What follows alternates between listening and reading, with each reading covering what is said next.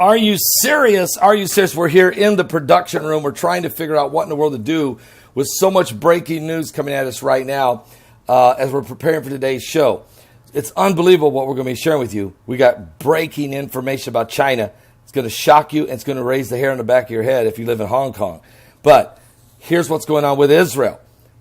Several things. First of all, we do have confirmation now. Israel has blasted a Iranian weapons depot that was being protected in Baghdad, of all places, in Iraq. The Iraqi government was allowing the Iranians to store weapons in a depot warehouse in the city of Baghdad, and Israel, with the permission from the United States, has flown in there and has blown it away. The smoke is rolling. Former Iraqi deputy minister said today that Israel is responsible for this massive explosion in the weapons depot that took place on Monday, according to Iranian-backed Shiite militant in Baghdad.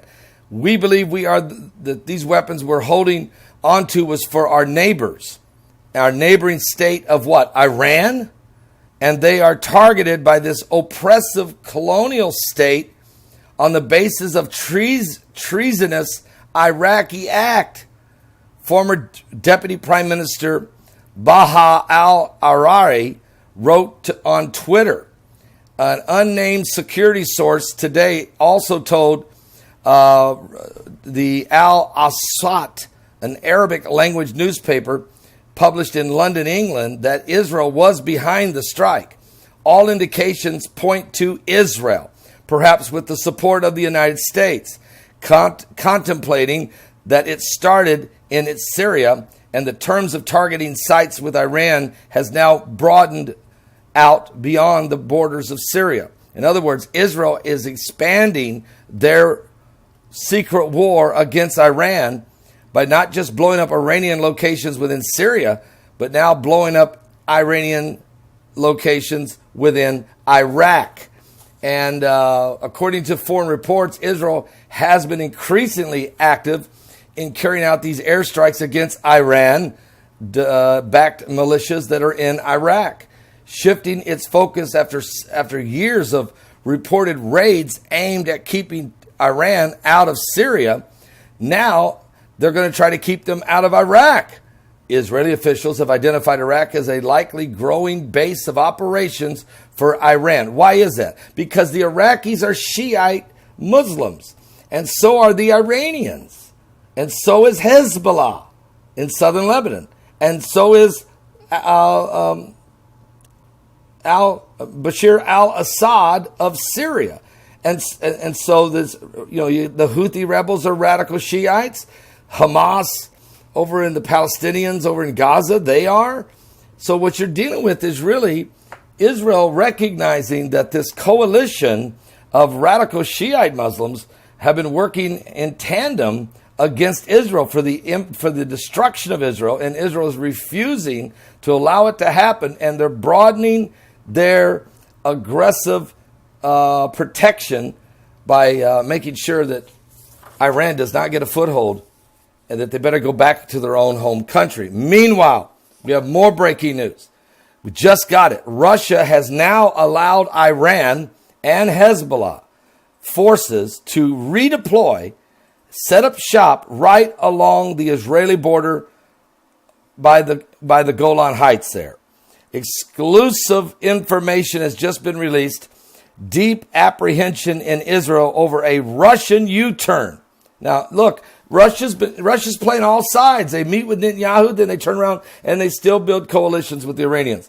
Russia has made a U-turn in letting some Iranian Al-Quds fighters and Hezbollah units from southern Lebanon to regain the former positions that they had earlier along the borders of Israel and Jordan. They're coming back after Russian forces drove them out last year and established a safe zone at both border sites. Now the Russians are saying, okay, come on back, guys. So they're letting Hezbollah and Iran set up shop right along the border of Israel, right there at the Golan Heights, and also real close to the border of Jordan. Where at? In Syria. So watch out, because Russia, I tell you what Israel's going to do. They're going to go in there and they're going to absolutely wipe these guys out. It's almost like Russia just set these guys up to be slaughtered. You know you can't just put them there unless you planned on backing these guys. And Putin's not going to fight against the Israelis, not yet. He will, according to the Bible, whether it be Putin or the next Russian leader, I don't know. But at some point, Russia definitely gets involved in the battle of Gog and Magog in Ezekiel 38 and 39. We know this. But right now, the enemies of surrounding Israel are gathering in the east, guys.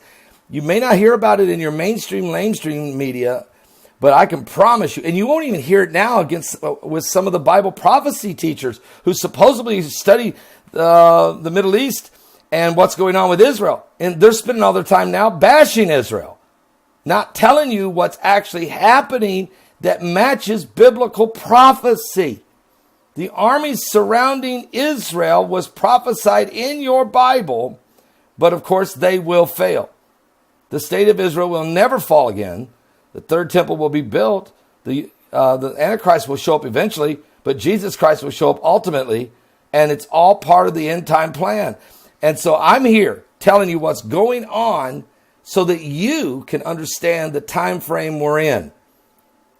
This is a prophecy alert. And one more thing, while this is all going on, there's a Israeli minister who has stood up and said, look, the Jews, we should change the status quo on the Temple Mount. Jews should be allowed to pray there. It's been 71 years since Israel became a nation. It's time to let the Jews pray there. Hamas is threatening to rain down a barrage of rockets on Israel if this status quo is changed. They said, we will shoot so many rockets that the Iron Dome will not be able to get them all. Okay? He calls it, he's a Hamas leader in Gaza. His name is Yahya Sinwar. I like to call his name Sinwar, because that's how you spell it. S-I-N like sin, war, W-A-R like war. So let's just call him Sinwar. And he wants to go to war against Israel and take over the Holy Land for the Palestinians. Okay, the leader of Hamas, Sinwar, said that during the next round of fighting between Israel and Hamas, he said that their terrorist organization, Hamas, would rain hundreds of rockets on Jewish state, all at one time. Hamas claimed in June to have overwhelmed the Israeli Iron Dome missile defense system. So Sinwar's remarks came during a meeting with residents there in southern Gaza, where he discussed Blue-White Party leaders Benny Gantz's statement last week that Israel's next round of fighting with Hamas would be the last. And he said, I urge Benny Gantz to remember how the IDF failed when confronting the residents of eastern Gaza during their Operation Protective Edge. That was during the 4 Blood Moon Tetrad back in 2015. Some of you may remember it was a 50-day war.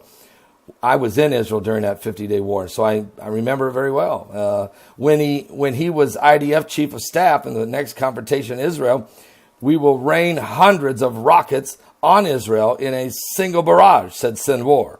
Sinwar stressed that his organization did not want another round of fighting, but said our heroic fighters and operatives in the military arm of Hamas are gathering strength, digging tunnels, preserving their ability to fire hundreds of rockets at Israel. Sinwar also praised the Hamas terrorist who breached the border fence with Israel some 2 weeks ago and wounded 3 IDF soldiers, saying it was a heroic act, and called on young Palestinians in Gaza to follow in the footsteps of the holy martyrs. So, folks, if you want to know where we're at with this peace deal, you want to understand what's going on, you have a lot of serious issues now starting. Here we go. We're getting ready to bring out. And if Trump comes out and announces that the West Bank belongs to Judea and is the sovereign property of Israel, it's going to get crazy up in there. So is it peace and safety, or are we looking at sudden destruction? Don't miss today's live broadcast because we have breaking news on China. We're going to share all of that. Hong Kong. Wow, it's getting really intense around the world. Stock market's falling. A lot of stuff's going on. We'll be back with more. Give your life to Jesus Christ. Yeshua HaMashiach, the Son of the living God, as he's coming soon. Pray for the peace of Jerusalem, and you'll prosper.